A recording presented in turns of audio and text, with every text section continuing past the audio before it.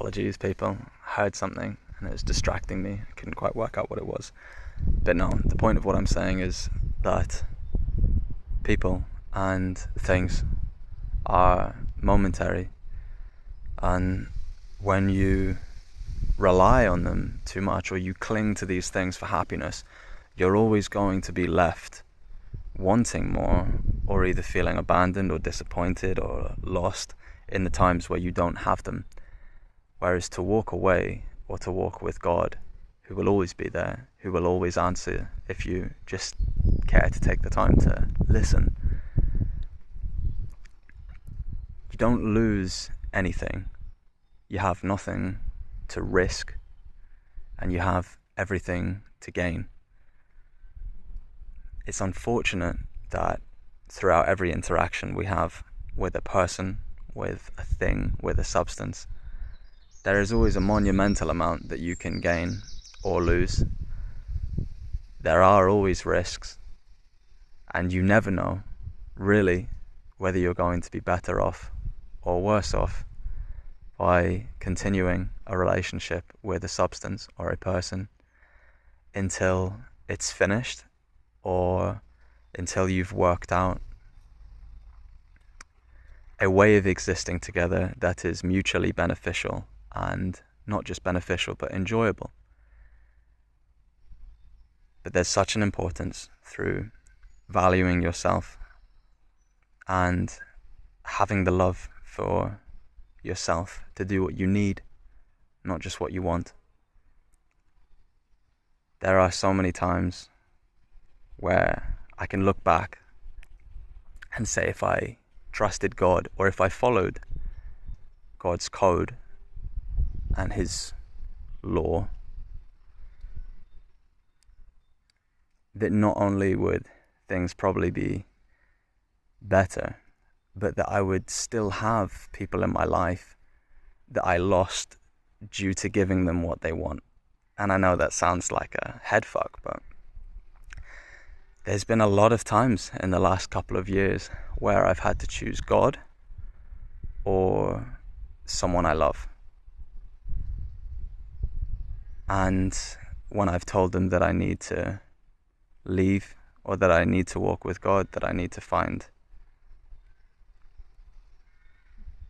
the high road that goes to somewhere with sunshine and peace, and not just keep, stumbling through the darkness.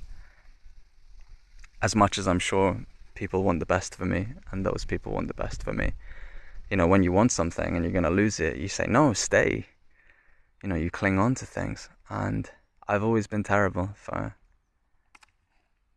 saying yes to people that I love, and I think it's especially hard when you want something too. I think in many of the instances, I was talking with a friend about it the other day, if I said, look, there's this thing that I'm doing, or we're doing, and Christ says it's not good for your soul, and that it'll eventually lead into pain. That although it feels good, it's not truly good. And a person's gone, yeah, but what do you feel? How does it feel when you're with me? Or how does it feel when you take this? Or how does it feel when you drink this? The bottle's never going to say anything back to you. A needle's never going to say anything back to you. It's people that are the most devilish without meaning to be. And what I mean by that is just mischievous and tricky.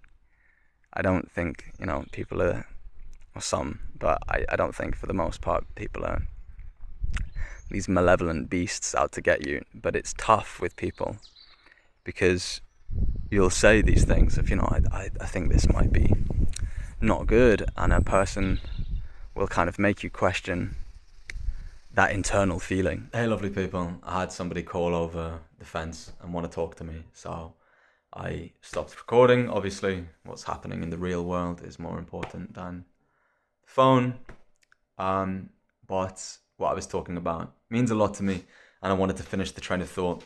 What I was going to say is that things can feel good but be massively destructive and cause pain and hardship, and things can feel really bad and give peace and serenity when you see them through. It's really difficult those first few days of leaving something behind, and it takes time. Time heals, and time gives perspective. But what I wanted to end the video on, it's not from a place of bitterness, it's just from a place of matter of factness, I guess is the only way to put it. Which is the thing that made me realize all of this today is I started praying again, and I started trying to reason with things again. I have noticed this. The world is so dependent on the internet and confirmation and studies and analysis, and I was reading a book on this matter actually. We need everything proven. We need to go diving. We need this. We need that. Faith is long gone, and listening to one's heart is long gone. We've lost the art of truly listening to God. We have to try and put, what's the real name, and was he called this or was he called that, and and we pray in this way, and this is the right way, and this is the wrong way. We're not listening. And so recently I've tried to just shut the fuck up and listen to him. And I say him, I feel like there's this kind of masculine thing. The earth is Gaia, the earth is the mother, and that is its own powerful being. But I do feel like we have some kind of heavenly father, some person who is in deep anguish over our detachment from him. To give free will is to allow people to do whatever they want, but I don't think it doesn't break God's heart to see how far we've strayed from what he intended us to be, and fall into these cycles of just disillusionment and bitterness, materialism, over-sexualization, distraction, contempt, hatred for our fellow brothers and sisters, war, segregation, elitism, genocide, pedophilia, the list goes on. But what I'm trying to say through all of this is, in my humble experience as nothing but a man and a sinner by all accounts, and a child still, we are children that get taller and put on grown-up clothes and pretend we know what the fuck is going on, and we don't. 95-year-olds still won't. 100 years that we're not here for enough time to comprehend how complex and mad this all is.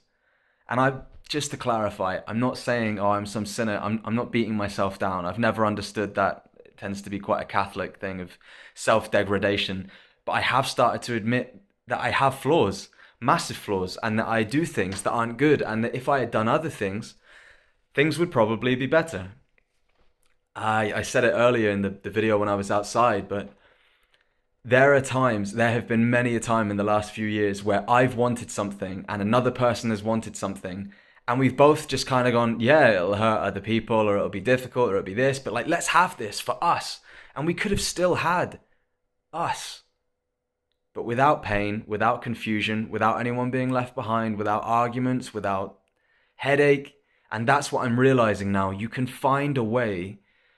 And you don't have to do it all alone. You don't have to try and work it out. We've been given a pretty damn solid word. I'm talking about Christ in this instance, not, the vast plethora of vague spiritualities that all have their place. And other, very fundamentalist religions. I'm talking about a person who lived as good as you can live and did no wrong to anyone.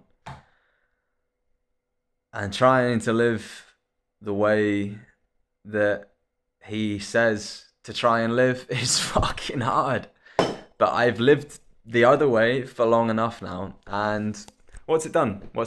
Trying to have things that feel good and have things for me. Nothing. And where are these people too? This is the biggest thing. This is what I wanted to end on. All these people and these things and these addictions, these chemicals and moments, all the different things that I've pushed God away to be close to, where are they? I have a beautiful family, but I chose them by choosing God, or to try and walk this path with God. And to be mindful of the fact that morality is real, that we do have this inner compass, and for as long as we go through life thinking about me, we're never going to find any peace, because it's a gaping infinite void. It's a hole that you can never fill. When you start thinking about your brothers and sisters, when you start thinking about the ones you love, not just endlessly doing things for them so that you're always tired and drained and they have everything and you have nothing. It's not about that. It's about thinking, what can I do for God and by the way of God?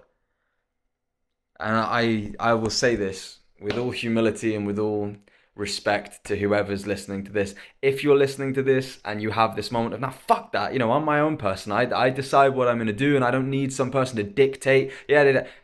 How well's it going?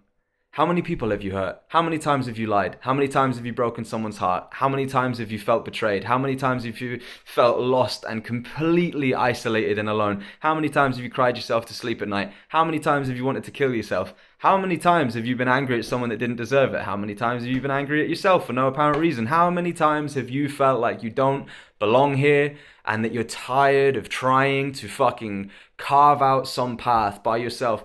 Society tells you have to be independent. Women have to be super independent. Go out, get a job. It's stupid to be, a mother of the household and, live a beautiful life, raising amazing children and teaching them the beauties of life. And if you're a guy, you have to be some fucking crypto millionaire that has loads of money and that's the only way women want you. No.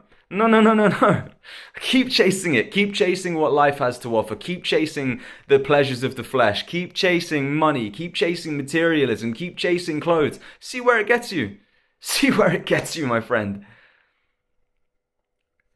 The only thing that I have right now that I had 10 years ago and 10 years before that is the only thing that will always be there, which is God. And you can either choose to be an insolent arsehole and be unloving and choose to try and give nothing back and deny him, deny his love, deny his existence.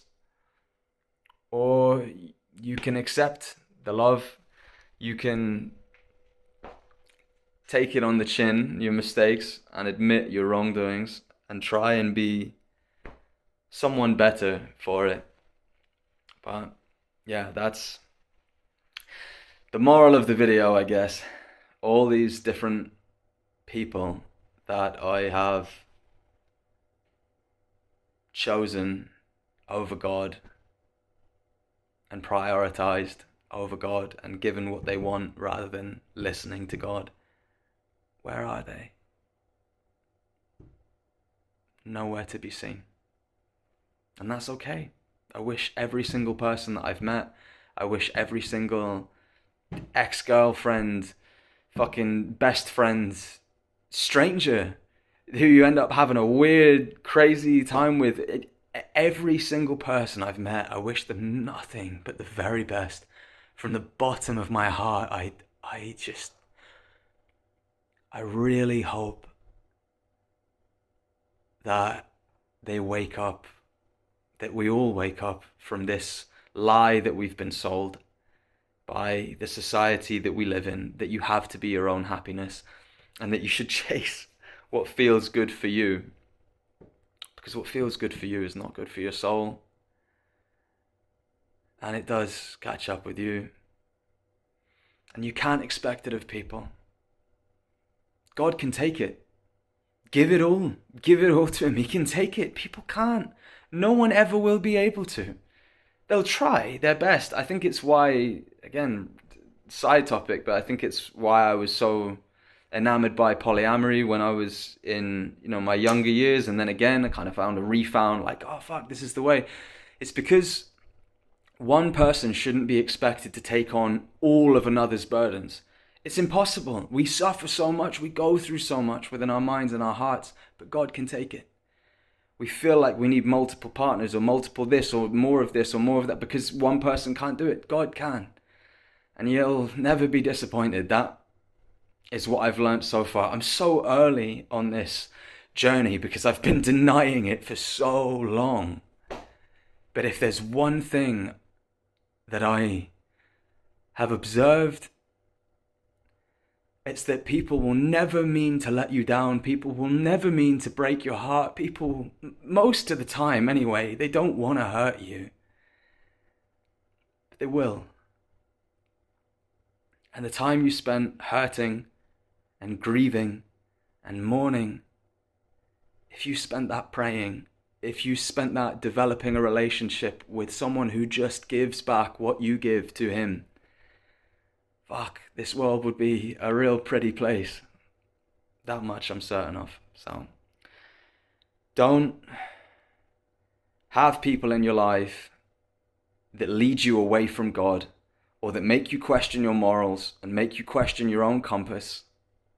Don't sacrifice things that are momentary and sedimentary in return for what is forever and eternal.